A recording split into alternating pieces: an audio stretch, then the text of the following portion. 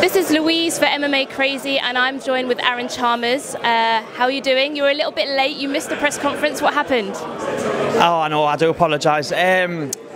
So obviously it normally takes us about 15 minutes to get to the station.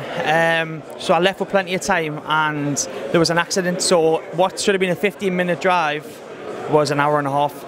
So, and then to top it off, I was waiting on platform 1 for the 9:15 train, and I was supposed to be on the 10:09 train on platform 2. So I missed the train, so that just topped off a bad start of the morning. But I'm here. I need to apologise to a few people, but yeah, I'm here now. So yeah, that's all that matters. Yeah, exactly. So obviously we haven't heard your opponent. Do you know who you're going to be facing in June? I don't. June is I want to know as soon as possible, to be honest, so I know who I'm training towards. But I'm in no position to be asking or asking for anyone. Do you know what I mean? So whoever they put in front of me is that I'm just going to train towards, and I need to get back on that winning streak. So yeah, whoever they put in front of me is I'll have to take care of. And talk a little bit about then your last fight. Obviously it was your hometown. It didn't go your way. What were your feelings and thoughts, emotions, straight after that loss? Do you know what it is? It was.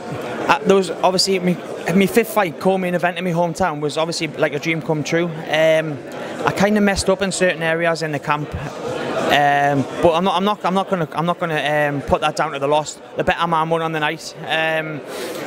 But yeah, I don't think it'll never be any worse than losing your first fight in front of your hometown. So now the loss is gone, I feel like there's a little bit of pressure off us, because obviously everyone wanted that 0 to go.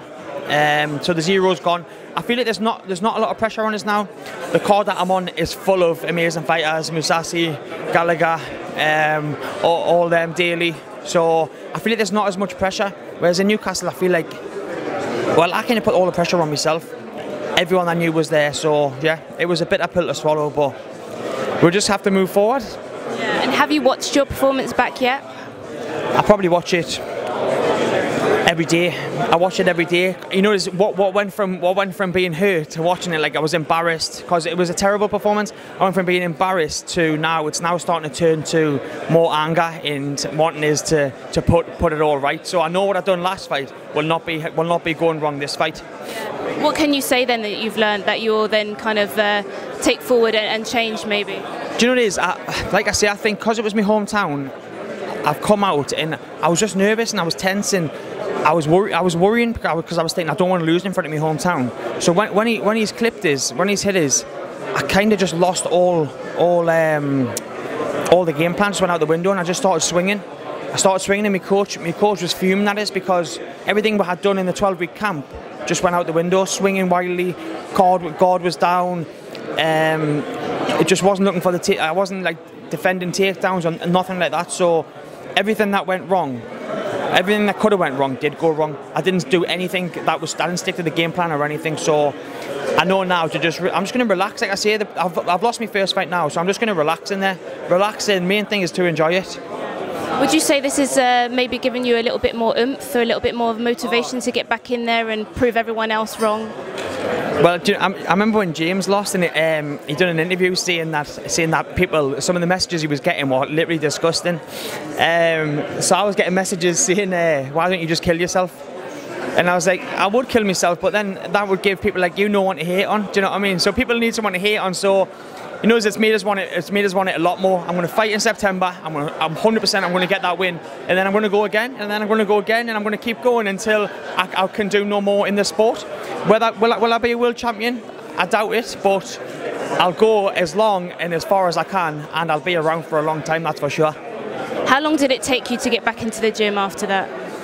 I'll be honest. I took it hard. I had about 3 weeks off because I was moving house as well. I was moving house all the way from Brighton to Newcastle.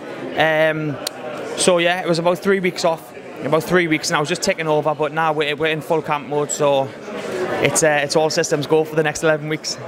And how is that though? Obviously, you don't have an opponent, so will then, as soon as you get the opponent, then things will start to change. You'll start to create a game plan. Well, what I'm working on obviously what went wrong in the last fight, so I'm working on a lot of wrestling in jiu-jitsu, so I'm trying to brush up on that, and I'm still doing all my striking and stuff, but until we get an opponent I'm just going to work on more of my weaknesses, and until, like I say, until I get an opponent. I'm just training two, 3 times a day, and I'm just enjoying it. So I'm putting the work in, and like I say, once we get an opponent, whether it be a striker or a wrestler or a jiu-jitsu fighter, then we'll change the camp up to what's necessary.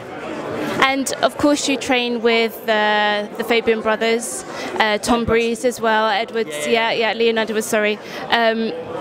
Did you see his fight at UFC London, and did you see what happened afterwards with Jorge Masvidal? Yeah, oh yeah, of course I watched it. Obviously you've got to support your teammates, and yeah, I did see what happened after. I was hoping that I was going to give Leon the chance to fight Masvidal, but it looks like it hasn't went that way, which I find a bit strange, to be honest. Like, why, 2 people have had a backstage scuffle, why would you not match it? But it is what it is, and I'm sure Leon's on a 7-fight win streak, and I'm sure they'll give him someone in the top 10, and he'll come through them, because he's a phenomenal fighter and someone that I really look up to, and someone that I look up to and helps us along with me training. They must be quite an inspiration. It must be quite a tight family unit there. Oh, of course. Like the whole gym, everyone's the whole gym's in a group chatting. Like I say, if one person fights, the support comes from everywhere. Like even like supporting statuses and pictures and promoting. We all promote and help each other. So that's just how I think it should be. And how much does it mean to you finally to be back in London fighting in June? Do you know, London's always been good to us. I've had 2 fights here. I've had 2 fights here already. One was a knockout and one was I tapped the kid out. So it's been good to us, and I'm hoping to make it 3 in a row. So yeah, it means the world to us. I'm on a billboard in Leicester Square, so it doesn't really get much bigger than that. Thank you very much for talking to us.